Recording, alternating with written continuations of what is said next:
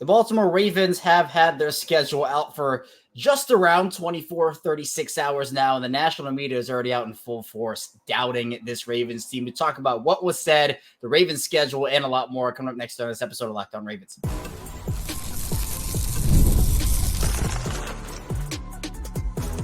You are Locked On Ravens, your daily Baltimore Ravens podcast. Part of the Locked On Podcast Network, your team every day. Welcome into another edition of Locked On Ravens, your daily Baltimore Ravens podcast. I'm your host, as always, Kevin Ostreicher of Ravens Wire, here with you on the Locked On Podcast Network, your team every day. Thank you so much for being here, making Locked On Ravens your first listen each and every day. We're free and available on all podcasting platforms. That includes a video form on YouTube and audio form wherever you get your show. So, of course, 5 days a week plus more. We have you covered daily Ravens content, news, analysis, updates, the whole 9 yards. So be sure to subscribe and follow along. Today's episode of Locked On Ravens is brought to you by FanDuel. Make every moment more. Right now, new customers can get $150 in bonus bets with any winning $5 bet. Is $150 with any winning $5 bet. Visit FanDuel.com/locked-on to get started. Purple Friday is here, which means our Purple Friday guest returns. Is Rocco DiSangro of Fox 45 and the Ryan Ripken Show, looking very diabolical over there. I have a feeling Rocco is filmed me behind as I was doing my intro, and I've this is already out there, Rocco. You're not going to out me. Jake Luke actually was the one who outed me about it a couple months ago. I have to do, my mic is a little crazy, so I have to say Ravens to make sure it doesn't go crazy loud. And I'm sure you were having your fun with that, weren't you? It gets me every time, Kevin. I tweeted the video out. It's just like, head on over there, check it out. This is like behind the scenes Kevin, or Locked On Ravens, as we like to call them, that you're never going to see otherwise. So it's just perfect content out there right now. You know, behind the scenes content is always fun, and it gives insight, but also, you know, just the way that I do it. And it's been a routine for me for the past almost 5 years now, just because this mic is so crazy. So if you want the inside scoop, Rocco honestly could probably get it to you every single week with the way that he films me on these things. But we're here to talk Ravens, Rocco, and let's get into that. The schedule came out on Wednesday. The Ravens had, they had their own release video, and actually a lot of people liked it with Stabby doing his thing, and Ronnie did. I think he played the part pretty well, if I do say so myself. Obviously the Chargers, the Titans, I think the Dolphins, they all had great schedule release videos as well. But Baltimore's schedule, instant reaction, Rocco, how'd you like it just generally? I like the 5 primetime games, Kev, because we talked about that. We weren't sure if the Ravens were going to get 4 or 5. They got 5. They maxed them out with those 5 primetime games. And I really like where they're at for the most part, as far as the days they're played on.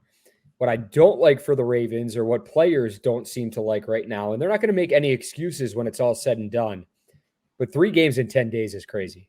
I mean, It is. But you know what? That's going to be the time where the Ravens, it could be a postseason push at that point in time, getting ready to grind it out for the playoffs, and hopefully they're in a really good position at that point, late in December, early into January, or mid-December, whenever those 3 games may be, when you're getting set to focus on a brand new season. So hopefully they set themselves up with what they do early on in the season for that really tough, grueling stretch of 3 games in those 10 days. But like I said, football players, they're voicing their opinions now, understandably so, because it's like, damn, 3 games in 10 days, how are we going to do that to our bodies? But they're not going to make excuses when it's all said and done. They're going to go out there, they're going to grind, they're going to put their best foot forward, and hopefully lock up another 1 seed, but we'll have to wait and see what they end up doing. Yeah, Kyle Van Noy especially voiced his displeasure over the 3 games in 10 days. He took to Twitter. And then there's Roquan Smith on Instagram. He's like, line him up. I don't care. Line him up. And that's typical Roquan, if you know anything about him. It's just he's ready to go out there and hit somebody. But, Rocco, the national media, the schedule comes out. National media, we all analyze it. But there were some takes yesterday about the Ravens. And look, this is a team that's coming off a 13-4 regular season, top seed in the AFC, didn't get the job done in the playoffs, and we know that. But in my opinion, they should be, Kansas City's in their own tier right now. We can all acknowledge that. But Baltimore should still be in the very upper echelon of these AFC, and not only, honestly, AFC, but NFL teams. And you have a bunch of national media members already kind of doubting the Ravens, especially early. Now, their first 5 games, they go to Arrowhead to play the Chiefs in week 1, get the Raiders at home in week 2, to Dallas in week 3. You play Buffalo in prime time in week 4 at home, and then you travel to Cincinnati to play in week 5.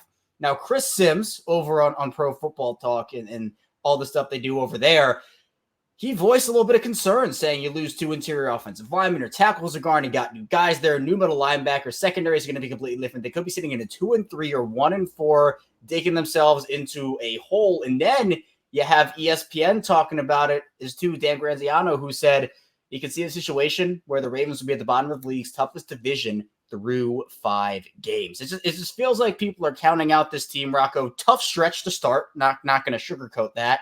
But I mean, isn't it a little too early to be throwing these predictions out right now about, they're going to, we can go game by game. I did that yesterday. But to say Baltimore might be at the bottom of the North when they literally were so dominant last season, it's a tad bit of a stretch to me. Kevin, we both work in this business. We know good and well the clicks and what people say, and we try not to do that where it's like the clickbait material. But a lot of guys you're going to see, just members of the national media and certain aspects, they're going to do that because honestly, football-wise right now, there's not much else to talk about with OTAs coming up for the Ravens, and then you're going to be getting into training camp in the coming, weeks, months, leading up to the preseason and the regular season. So people just want to talk football right now. That's what a lot of these talking heads want to do. I get it. I don't necessarily get how certain people are going about it and saying, already making these crazy predictions that the Ravens are going to go 1-4 in a stretch, because we haven't even been through training camp yet. We don't know fully what this roster is going to look like. We don't know who's going to kind of come onto the scene and establish themselves as maybe a key player on this roster going forward. We truly don't know. There's a lot of questions that kind of remain unanswered. What I do know, though, is a 1-2 punch of Derrick Henry and Lamar Jackson. That's going to scare any defense out there. Obviously, yes, the Ravens have questions that they need to answer on the offensive line, but I think in due time, we will get the answers to those questions going forward, and everyone can stop doubting the Ravens. But you know what? Much like last year, Kevin, the Ravens love it. They're like, Roquan Smith says, bring it on with the schedule. I think Roquan Smith, having a guy like that, a voice in the locker room saying, bring it on, or Lamar Jackson talking about how locked in he is, I think that's exactly what the Ravens need. But they have to put it out and, do what they need to do and carry that mentality into the playoffs as well when it's all said and done. But let's just get to the regular season first, and then we can talk about that later. Yeah, it's definitely some way too early predictions. And look, I don't blame anybody who does them because I literally did them yesterday. So I fall into that trap too. But then let me ask you, Rocco, what's your opinion of those first 5 games? Again, Kansas City, you got almost a lot riding on that game. And, people have been talking about that for a really long time. But then you have the Raiders, the Cowboys, the Bills, the Bengals. How do you feel about those first 5 for Baltimore? I don't hate it for Baltimore at all. I think it is definitely a barometer of how good this team really is starting off the season. But you could see a team get better as the season progresses, and I think we're going to see much of that with the Ravens. Now, looking at their schedule, I think the Chiefs is a toss-up. I don't think it's, I'm not going to go out and say the Ravens are going to win it. I'm not going to go out and say the Ravens are going to lose it. But it is a game that they can win. I know you're on the road. I know you're in a hostile environment. I know the adrenaline's pumping, the juices are flowing, and you're thinking about this team that just ended your season last year in the AFC Championship game. I'm glad it's a game they're getting out of the way early, just from my perspective. People might say, I think that's stupid. I don't agree with that. Here's why, though. I think getting that game out of the way, you're thinking about it. It's going to be circled on the calendar regardless, and this is something we talked about not only on Locked On Ravens, but on the Ryan Ripken Show. Get it done. Get it over with, and focus with the rest of the games on that schedule. Obviously, they're going to be locked in for every single game that they play. But this one, it might seem bigger than most because a lot of media is going to be talking about it. The narrative of the Chiefs ending the Ravens season last year. The narrative that you have to be the best. To be the best, you got to beat the best. So getting through the Super Bowl champion last season and winning that game off the bat, well, that isn't going to mean anything unless you do it in the playoffs. For the Ravens this season, I think a win would be great. Obviously, this fan base would as well. But it's not the end-all, be-all. Like, this game is not the game that should be basically put up there on the pedestal. But I think to a lot of people, it will be because of what happened and how recent that last game was. Just looking at the rest of their schedule, Kevin, I think they could beat the Raiders. I think they could take care of business there. Going to Dallas, obviously, that is a hostile environment, but that is a winnable game too. And then Buffalo, I don't know what the one game on that list was. The Ravens starting like 1-4. If that, honestly, man, Buffalo lost a lot. They got rid of a lot of players, and it was almost like a rebuild for them.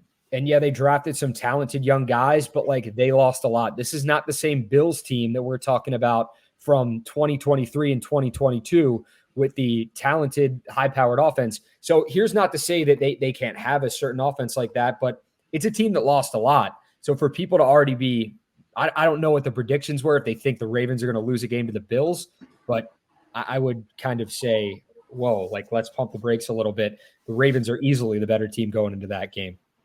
Yeah, I think so too. And for Baltimore, if they beat Kansas City, they're not guaranteed to win the Super Bowl. If they lose, their season isn't over, right? It's either way. You're not going to get too high or not going to get too low. Eric DeCosta said that over on the Ryan Ripken show, where that's not his mentality. That's not the team's mentality. But look, we can admit first 5 games for Baltimore are really tough. They're playing some really good teams in there. But Baltimore also is a really good team. Those are going to be some really good games. And look, I could see them going maybe 3-2. I think 4-1 is, 5-0 is obviously your best case, but they might drop a game or two in there, but it would be pretty disastrous if they were to start the season 1-4 or 2-3. But coming up in the second part of the show, you were going to say something? No, I was just saying, I was just agreeing with you. Like, yeah, exactly. Sorry. No, you're good. We're gonna Rock and Whoppers. We're gonna stay in the first segment forever. So we're gonna have a 40-minute first segment, and that's it, because he's gonna keep me in the first segment by interrupting me. So we're gonna blame Rocco for that one. But coming up in the second part of the show now, we're gonna be talking about the rest of the schedule, getting into some benefits, some disadvantages, and a lot more. Stay tuned. Plenty to talk about here on Locked On Ravens.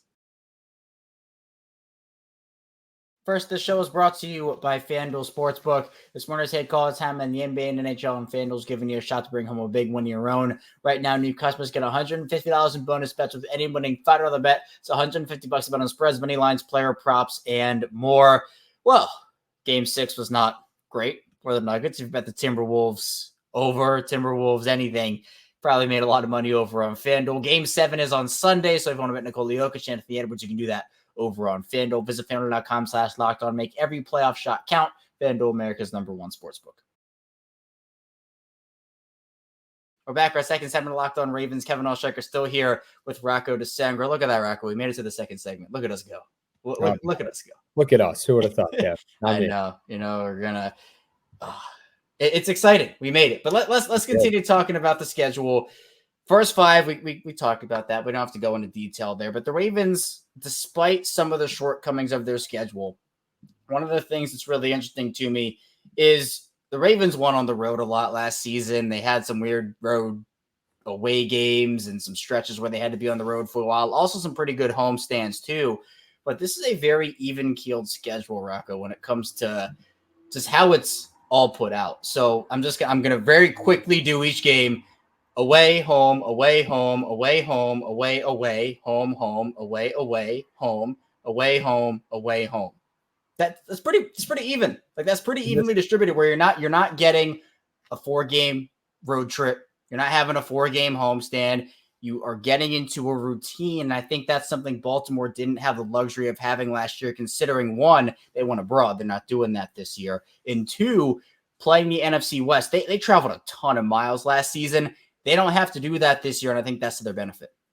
Yeah, I would agree, Kev. The only thing that kind of sticks out to me on the away home, or away home, away we're talking about right now is I'm looking at that, and yeah, it is balanced, and it's nice to, have your fair share of home and away games like alternating and not a stretch where you're hitting the road for 3 or 4 straight or something along those lines. I don't know.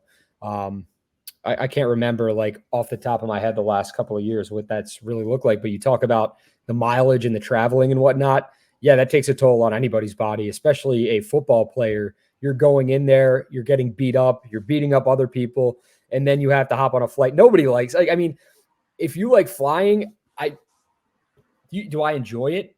No, I hate it.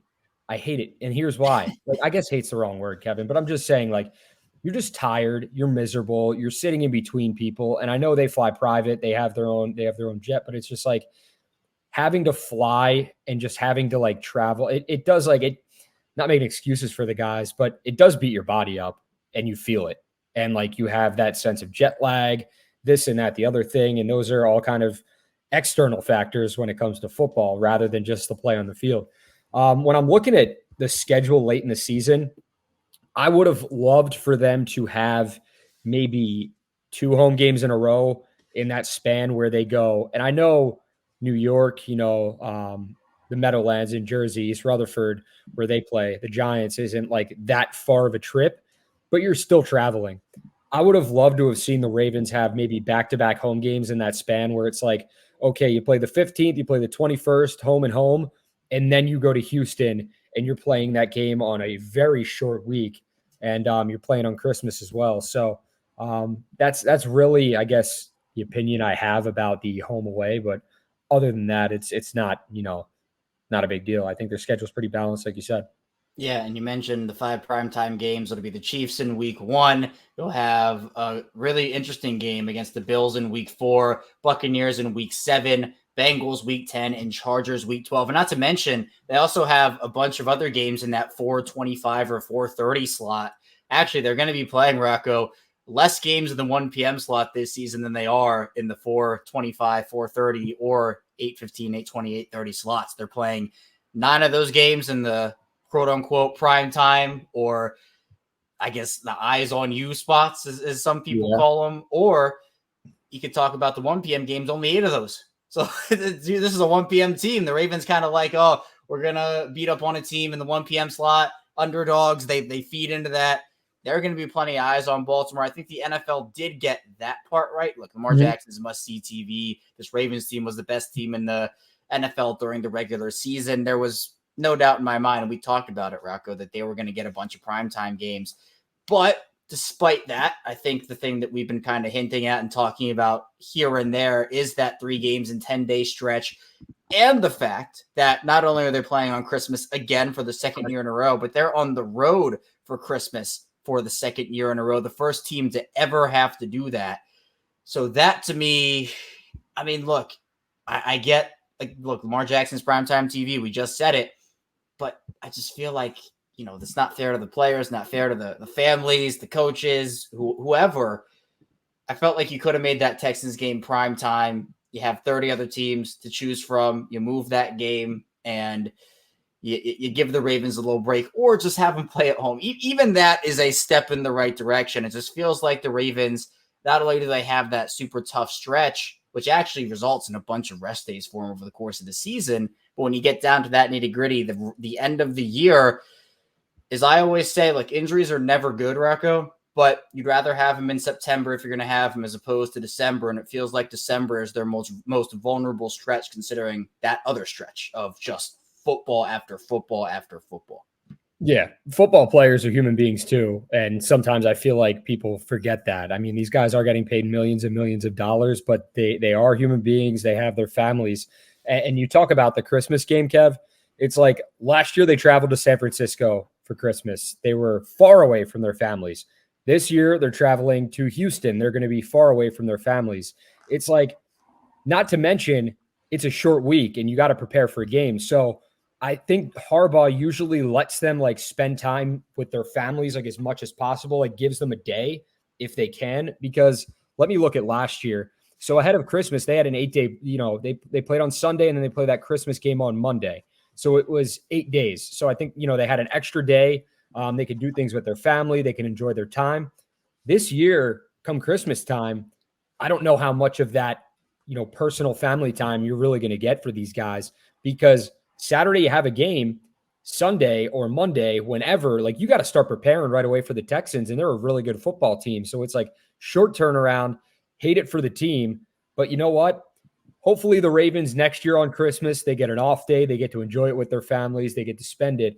But a gift this year for fans and for this football team would be potentially, okay, winning. And I know we're looking very far ahead, knock on wood, but winning the division, or locking up a top seed or locking up a playoff berth, because around that time, that's when the chips are going to start falling, man. We're going to start seeing, okay, what does the playoff picture look like?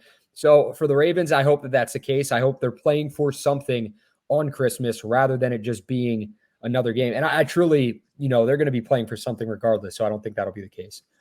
Yeah. And Baltimore also, when you talk about the divisional games, Rocco, they've had a couple of weird years with their divisional schedule and how that's played out. 2 years ago, they had that Cleveland, which was just absolutely crazy considering that Cleveland had a bye week when the Ravens had to play Pittsburgh, and it was just such a disadvantage for them. And then last year, the Ravens were done with their AFC North road games by week 5. They played 3 of their first 5 games were divisional road games. So it's crazy.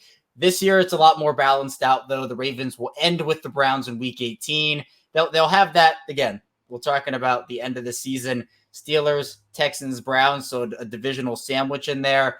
But they'll play their last AFC North road game in week 11 this time. So still, you're done with your AFC North road games before your bye week. But the divisional games seem to me, first one is against the Bengals in Cincinnati. That's going to be a huge one.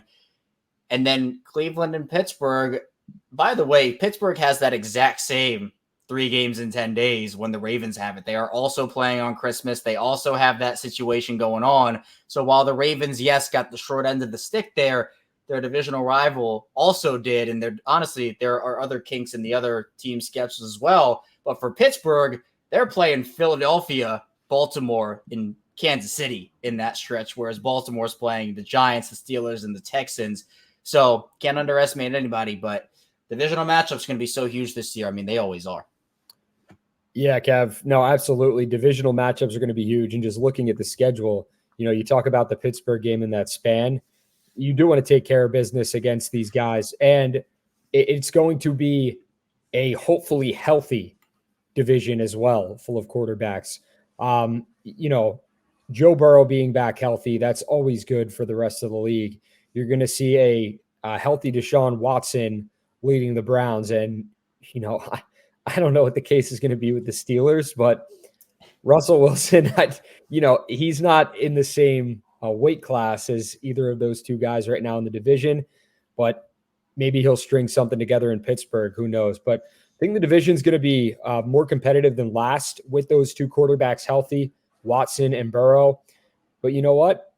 Lamar and the Ravens are going to have something to say about it.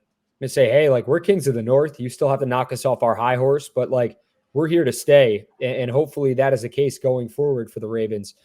Here's what I do like, Kev, and it's kind of underrated, and we might be talking about this in the final block, but I'm not sure, is, you might look at their schedule and say, bye week is so late in the season. That's killer. I like the bye week right there at week 14 because it's right before that final stretch. Get your body right. Get your mind right. You're going to probably be playing a super physical game against the Eagles in Baltimore. When they come to town, they're going to be a Super Bowl contender this season as well. And it's going to be a physical game, man. So getting the bye week right there, it's really going to benefit the Ravens, I'm sure. So, yeah, I do like that a lot. Well, all right, Rocco, go ahead and steal my question for the first part of the final segment. You did it. We're staying in the second segment now. Rocco moved the final segment to the second segment. So Rocco's having all sorts of fun with the segments today. But I agree.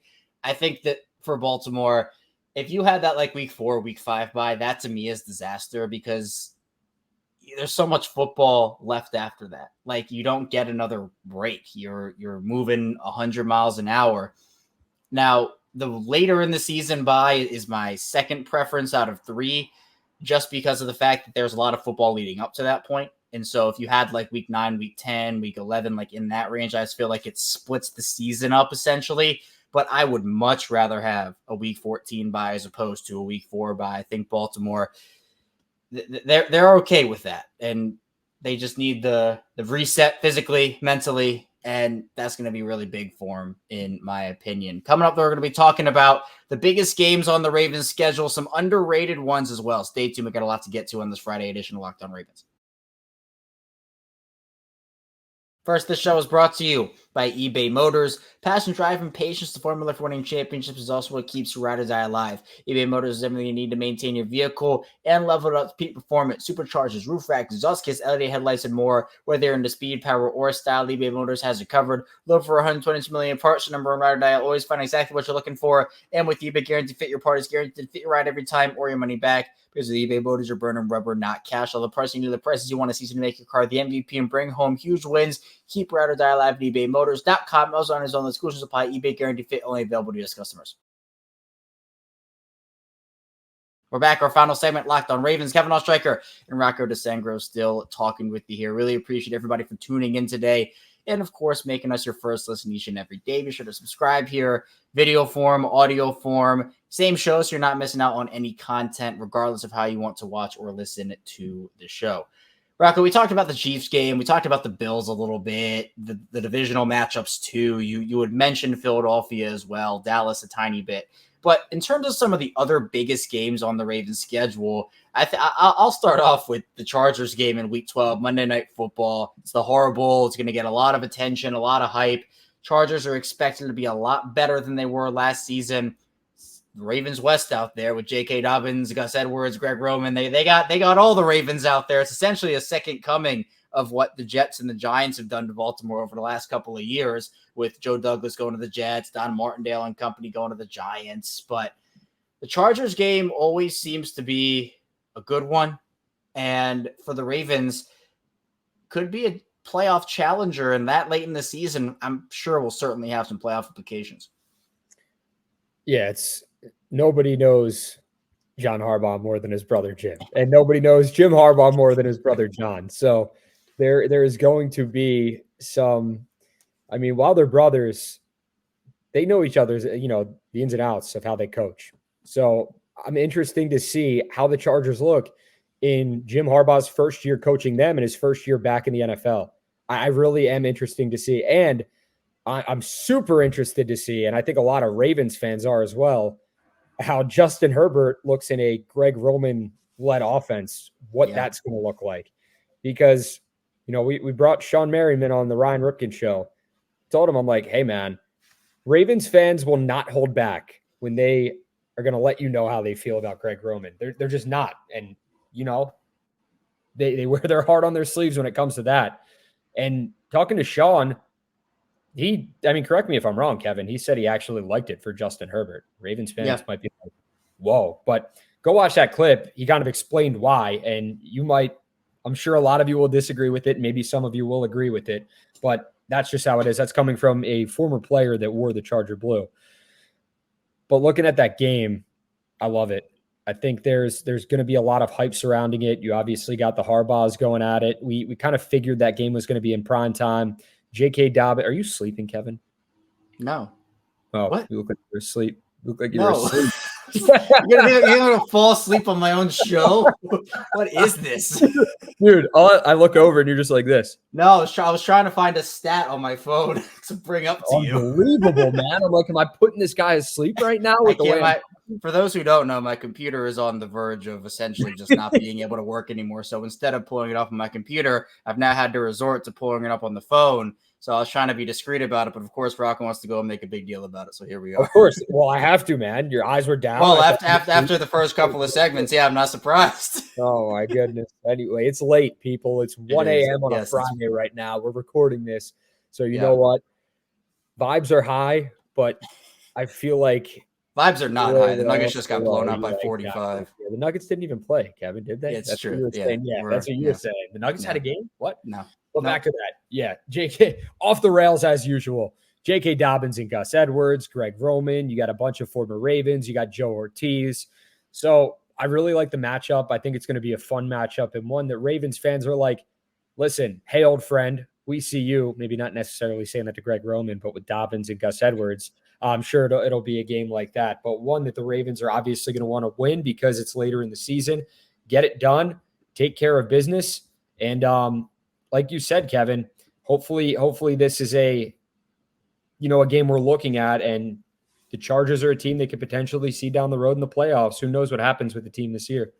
Yeah, I think that game's going to be huge. And again, the three tiers of losses, NFC games, no losses are good. NFC losses are all right because doesn't count against divisional record or conference record. AFC losses don't count against divisional record. Divisional record are the worst types of losses you can have, or divisional losses are the worst types of losses you can have. So Chargers game, week 12.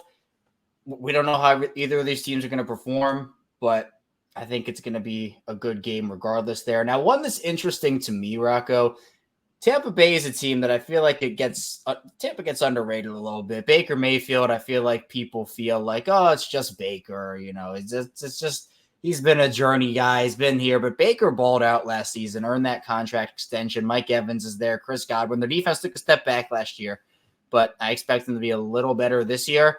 It's one of those games where you think, yeah, Baltimore should probably win that game when you're thinking about it. But we do know the Ravens like to play up to competition and play down to competition. And it seems like almost every year they drop a game where they're either heavily favored or people are talking them up all week, and then they drop it.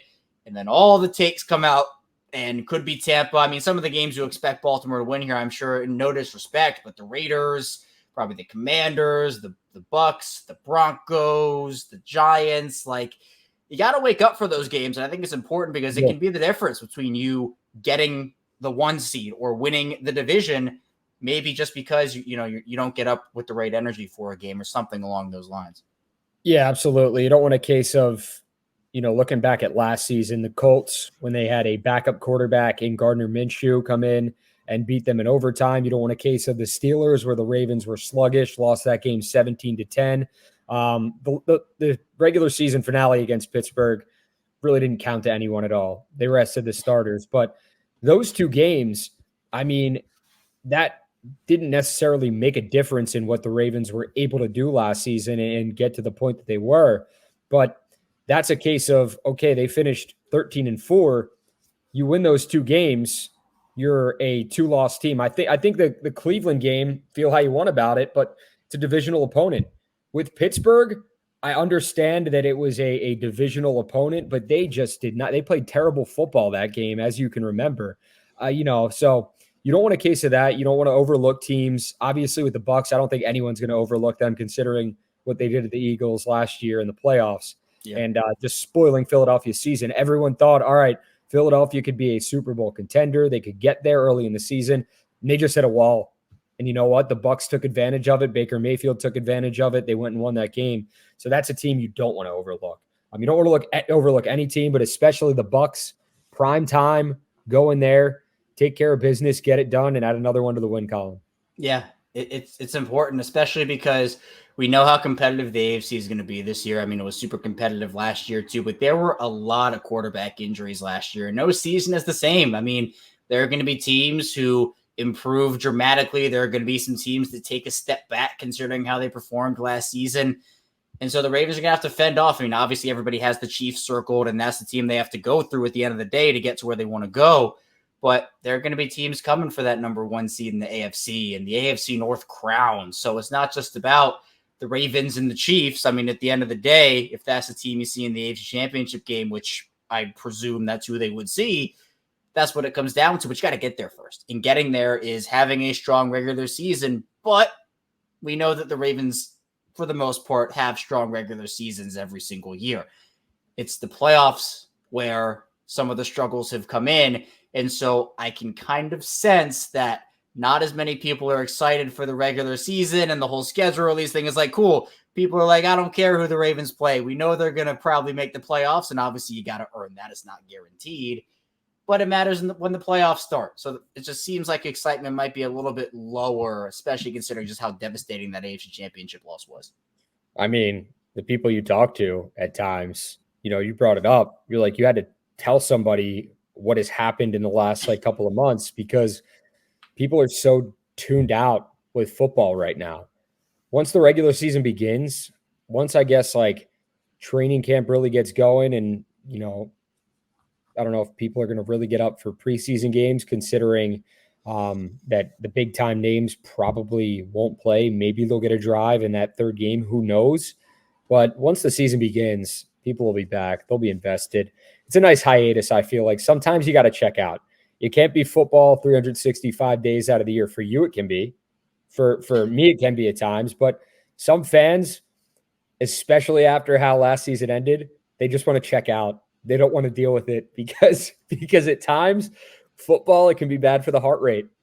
It can be bad how you go about your day. You're just like, you have a miserable day when your team loses and they're still thinking about it. So sometimes the best way is just to check out until the regular season begins. Week 1, you're heavily invested and you hit the ground running, and you go from there.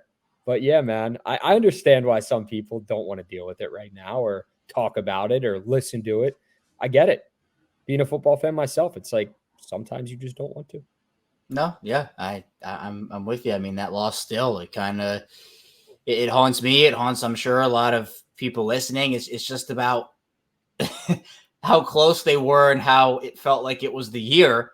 The roster seemed to be aligned. The coaching staff seemed to be aligned. And again, we're not going to get into that, but I think by the time September rolls around, a lot of people will jump back in. And again, it's just a testament to, if you are listening right now and going through the dog days of the offseason with us over here, appreciate that more than words can explain, because I know it still probably does hurt that AFC Championship game. And now I think Rocco's falling asleep on me. So I'm doing what you were doing to me earlier. That's exactly. Were you on your phone? Were you on your phone? No, I wasn't. I was actually. Yeah, you were just pretending. My eyes were never closed. By the way, this is what it looked like when I was talking. You went.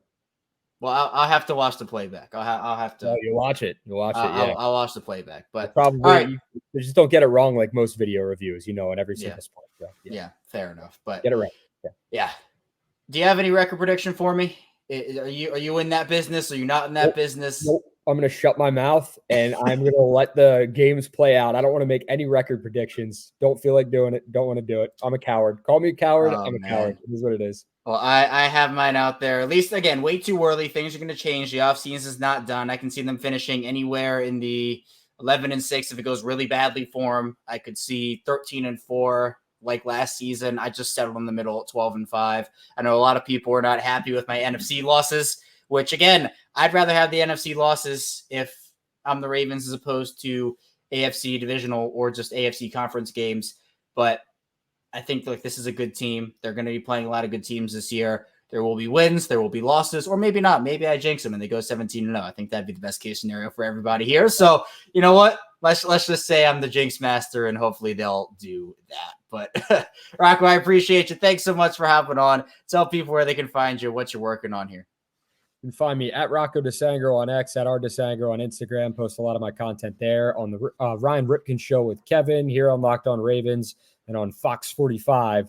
That is my main job. I am doing Sports Unlimited Wednesdays through Sundays. I don't even know anymore. So 5 days of the week I'm on air doing it up. We're talking Ravens. We're talking O's. We're talking Preakness. It's a big week here at Pimlico as well. So looking forward to next Purple Friday, Kev. Thanks for having me on, man. Yeah, 100%. Links to Rocco's work. You know the drill, all in the description down below. Be sure to check him out and follow him for that Baltimore sports coverage. That's all I have for you here today, though, on Locked On Ravens. Thank you so much for tuning in. Be sure to subscribe, follow along, video form, audio form. When we get back here on Monday after our 2-day break, we'll be talking more Ravens, of course, so stay tuned for that. I'll see you right back here on Monday on Locked On Ravens.